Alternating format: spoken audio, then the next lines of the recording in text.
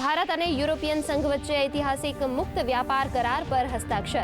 વેપાર, સુરક્ષા, સંરક્ષણ ભાગીદારી, ગતિશીલતા, આપત્તિ જોખમ વ્યવસ્થાપન અને ગ્રીન હાઇડ્રોજન સહિત 7 કરારો અંગે હસ્તાક્ષર. આ સાથે ભારતના ઇતિહાસનું સૌથી મોટું FTA સંપન્ન.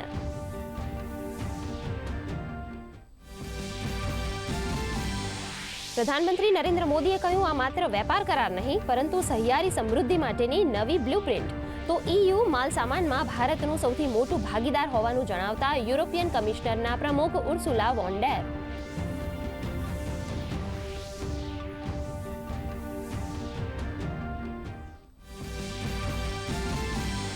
પ્રધાનમંત્રી નરેન્દ્ર મોદીએ ભારત EU સમજૂતી વિશે કહ્યું, ભારત અને EU વચ્ચેની સમજૂતી મધર ઓફ ઓલ ડીલ્સ.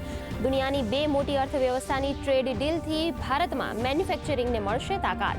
EUના વિવિધ નેતાઓએ પણ આ ડીલનું કર્યું ઉત્સાહભેર સ્વાગત.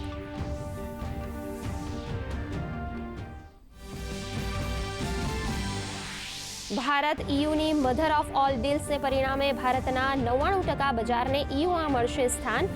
મહિલા, યુવાઓ, MSME અને કૃષિ ક્ષેત્ર અને ખેડૂતો બનશે વધુ મજબૂત. EUની લક્ઝુરિયસ કારનું પણ ભારતીય બજારમાં થશે આગમન.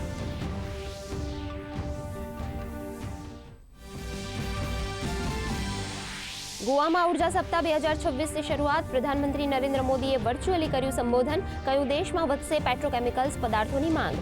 ઓઇલ અને ગેસ સેક્ટરમાં $100 અરબ રોકાણનો પ્રયાસ.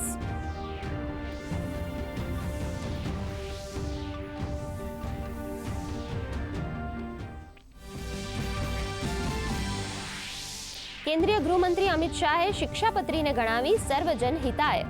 કાલુપુર સ્વામિનારાયણ મંદિર દ્વારા આયોજિત શિક્ષાપત્રીના લેખનના 200 વર્ષ પૂર્ણ થવાના સમયમાં રહ્યા ઉપસ્થિત.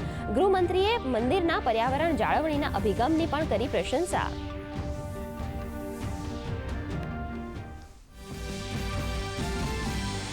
રાજ્યમાં ઠંડા પવનોએ વધારી શિયાળાની તીવ્રતા. નલિયામાં લઘુત્તમ તાપમાન 9.4 ડિગ્રીએ પહોંચ્યું તો ભુજમાં 11 ડિગ્રી તાપમાન. આગામી 24 કલાક બાદ 2 થી 3 ડિગ્રી તાપમાન વધવાની હવામાન વિભાગની આગાહી.